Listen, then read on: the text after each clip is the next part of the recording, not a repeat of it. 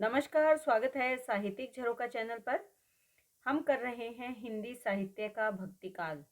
इसके लिए हिंदी साहित्य एवं भाषा का वस्तुनिष्ठ इतिहास नामक पुस्तक को आधार बनाया है और इसी पुस्तक के वस्तुनिष्ठ प्रश्न हम कर रहे हैं। तो आइए देखते हैं आज के प्रश्न। इससे पहले वीडियो में हमने संत कवियों के बारे में जाना था। अब जो विचारकों के विचार है वो हम देखेंगे। यहाँ पर डॉक्टर बच्चन सिंह ने लिखा है कि हिंदी भक्ति काव्य का प्रथम क्रांतिकारी पुरस्कर्ता कबीर है। यानी जो पहला क्रांति का बीज हिंदी काव्य में या हिंदी भक्ति काव्य में बोया किसी ने या शुरुआत की या प्रारंभ हुआ, वो किससे हुआ? कबीर से हुआ। मुसलमानों के अनुसार कबीर के गुरु का नाम क्या है? सूफी फकीर शेख तकी। लेकिन जो वैसे हमने कबीर के गुरु का नाम किया था वो क्या किया था? कबीर के गुरु का नाम रामानंद। लेकिन मुसलमान ये मानते हैं कि कबीर के गुरु सूफी फकीर थे जिनका नाम शेख तकी था और ये सिकंदर लोदी के भी पीर थे या गुरु थे। कबीर की वाणी का संग्रह उनके शिष्य धर्मदास ने किया है और किस नाम से? बीजक नाम से किया है। सन 1464 ईस्वी में ये संग्रह किया गया था। बीजक के 3 भाग हैं, रमैनी, सबद और साखी।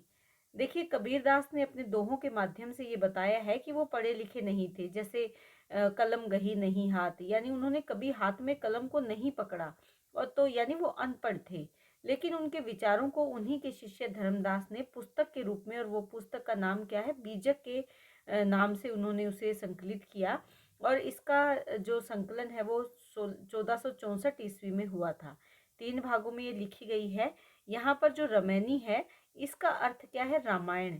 इसमें जो प्रमुख छंद का प्रयोग इन्होंने किया है वो चौपाई और दोहा छंद का प्रयोग किया है। प्रमुख जो भाषा है इसकी वो ब्रज भाषा और पूर्वी बोली है। ये क्या है? जो रमैनी है।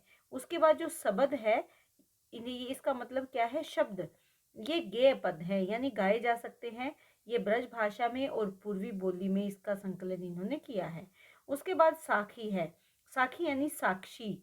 साक्षी जो समाज का साक्षी है या जो भी इनकी साखियां हैं वो किस छंद में लिखी गई हैं? दोहा छंद में लिखी गई हैं। और इसकी भाषा की अगर बात करें तो राजस्थानी पंजाबी मिली खड़ी बोली है। इसी कारण, क्योंकि देखिए ब्रज भाषा भी है, पूर्वी बोली भी है, राजस्थानी भी है, पंजाबी भी है, खड़ी बोली का भी इस्तेमाल इसमें हुआ है। तो कबीर दास की भाषा को पंचमेल खिचड़ी भी कहा जाता है या सिद्धुकड़ी आदि नाम से भी इसे जाना जाता है। तो ये जो छोटे प्रश्न है उसमें ये पूछा जा सकता है कि कबीर की भाषा में कौन कौन सी जो बोलियां या भाषाएं उनको शामिल किया गया है। जैसे ब्रज भाषा है, पूर्वी बोली है, राजस्थानी, पंजाबी और खड़ी बोली। ये 5 भाषाओं का मेल है, इसीलिए ये पंचमेल खिचड़ी है। आचार्य हजारी प्रसाद द्विवेदी ने कबीर को भाषा का डिक्टेटर कहा है। और ये क्यों कहा है? क्योंकि द्विवेदी जी ये मानते हैं कि भाषा कबीर के लिए थी, कबीर भाषा के लिए नहीं थे। कबीर ने जैसा चाहा, जब चाहा, जहां से चाहा भाषा को तोड़ मरोड़ करके अपने भावों को अभिव्यक्त कर दिया। यानी कबीर के लिए भाव प्रधान थे, भाषा प्रधान नहीं थी। इसीलिए इनको भाषा का डिक्टेटर इन्होंने कहा है। आचार्य रामचंद्र शुक्ल के अनुसार कबीर की वचनावली की सबसे जो प्राचीन प्रति हमें मिलती है वो 1512 ईस्वी में लिखी गई है। कबीरदास के भाषा के संबंध में विद्वानों के जो मत है वो इस प्रकार से हैं। श्याम सुंदर दास जी मानते हैं कि कबीर की भाषा पंचमेल खिचड़ी है। रामचंद्र शुक्ल इसे सद्दुकड़ी भाषा कहते हैं और हजारी प्रसाद द्विवेदी भाषा के डिक्टेटर इन्हें कहा है। कबीर की वाणियों का सबसे पुराना नमूना कहाँ मिलता है? गुरु ग्रंथ साहिब में मिलता है। यानी कबीर दास ने जो वाणियां लिखी उसका सबसे पुराना नमूना या वो कहाँ पर संकलित है? गुरु ग्रंथ साहिब में संकलित है। अब देखते हैं कि कबीर के बारे में विद्वानों के जो विचार है वो क्या कहते हैं। आचार्य रामचंद्र शुक्ल जी ये मानते हैं कि इसमें कोई संदेह नहीं कि कबीर ने ठीक मौके पर जनता के उस बड़े भाग को संभाला जो नाथ पंथियों के प्रभाव से प्रेम भाव और भक्ति रस से शून्य शुष्क पड़ता जा रहा था। यानी जब नाथ पंथ के प्रभाव से लोगों के जीवन में प्रेम और भक्ति का अभाव हो रहा था, ऐसे में कबीर ने जनता को नई जीवनदायिनी प्रदान की। प्रेम भाव और भक्ति रस के द्वारा अपने दोहों के माध्यम से, अपने काव्य के माध्यम से उन्होंने लोगों में एक नया जीवन या नया जो भाव है वो उत्पन्न किया। कबीरदास ने प्रेम को महत्व देते हुए कहा भी है कि पोथी पढ़ पढ़ जग मुआ पंडित भयो न कोय, ढाए आखर प्रेम को पढ़े सो पंडित होय। तो प्रेम भाव को उन्होंने महत्व दिया है, भक्ति रस को उन्होंने महत्व दिया है। जो अनंत शक्ति से प्रेम करते हैं वो भक्ति का रस उन्होंने लोगों के मन में उत्पन्न करने का प्रयास किया है।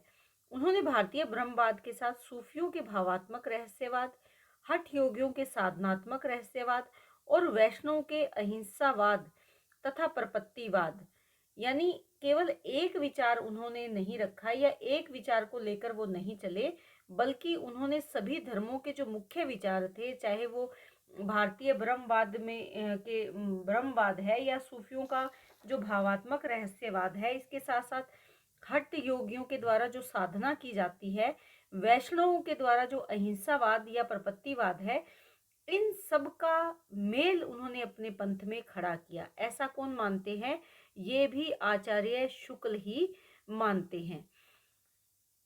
देखिए आचार्य शुक्ल की ही ये पंक्तियां हैं। भाषा का परिष्कृत और परिमार्जित न होने पर भी कबीर की उक्तियों में कहीं कहीं विलक्षण प्रभाव और चमत्कार है। प्रतिभा उनमें बड़ी प्रखर थी, इसमें संदेह नहीं। ये भी कौन मानते हैं? आचार्य शुक्ल के ही विचार है। ये पंक्ति बहुत प्रसिद्ध है कि प्रतिभा उनमें बड़ी प्रखर थी, इसमें कोई संदेह नहीं है। कई बार पेपर में भी इस पंक्ति को देकर पूछा जा चुका है। कबीर की मृत्यु कहाँ पर हुई? मगहर में हुई थी। ऐसा माना जाता है कि मगहर में इंसान की मृत्यु के बाद उसकी गति नहीं होती, लेकिन कबीर दास अपने जीवन के अंतिम समय में मगहर चले गए थे और वहीं पर उनकी मृत्यु हुई। और ऐसा शायद उन्होंने इसीलिए किया ताकि वो रूढ़िवादिता के विरोध में अपने विचार अभिव्यक्त करें, और उनकी मृत्यु भी उस रूढ़िवादिता को तोड़ने के लिए एक प्रमाण है। कबीर की पत्नी का नाम लोई था, पुत्र पुत्री का नाम कमाल और कमाली था। कबीर के जीवन परिचय में हम ये चीजें पढ़ चुके हैं। संत रैदास या रविदास मीराबाई और उदय के गुरु माने जाते हैं। यहाँ पर रैदास की बात कर रहे हैं, ये किसके गुरु हैं? मीराबाई और उदय के ये गुरु माने जाते हैं। रैदास के 40 पद गुरु ग्रंथ साहिब में संकलित हैं।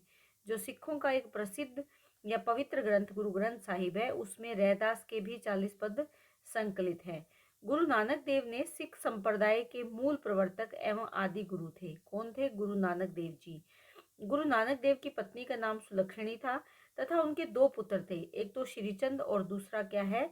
लक्ष्मी चंद। ये गुरु नानक देव के 2 पुत्र थे। अब अगर रचनाओं की अगर बात करें तो इनकी जो प्रमुख रचनाएं हैं, जपू जी है, आस दीवार है, रही रास है और सोहिला, ये सब गुरु ग्रंथ साहिब में संकलित है। जपू जी नानक दर्शन का सार तत्व है। अब बात करते हैं प्रमुख संत कवियों के से संबंधित प्रसिद्ध जो स्थल हैं, यानी जहां पर उनका जन्म हुआ या जो उस स्थान से विशेष रूप से जुड़े रहे, उनके स्थलों की अगर यहाँ पर हम बात करें तो सबसे पहले क्या है? संभार स्थल है।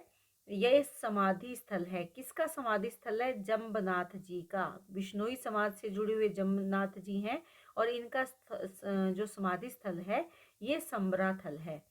अलख दरीबा ये सत्संग स्थल है, दादू दयाल से जुड़ा हुआ है। दादू दयाल की यहाँ पर सत्संग की जाती है।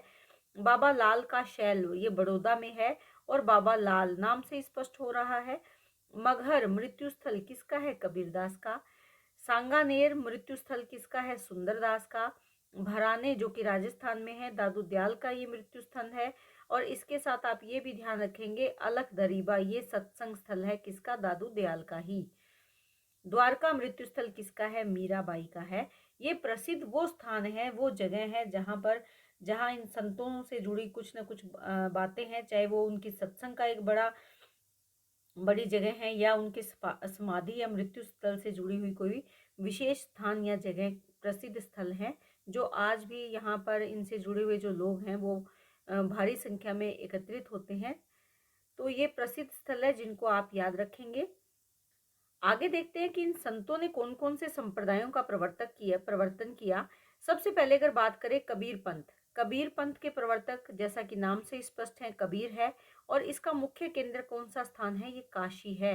और प्रमुख शिष्य कौन है? धर्मदास है, जिन्होंने इनकी रचना संकलित की थी, जिसका नाम क्या था? बीजक। यानी बीजक जो इनकी रचना उन्होंने लिखी थी, किसने लिखी थी? धर्मदास ने।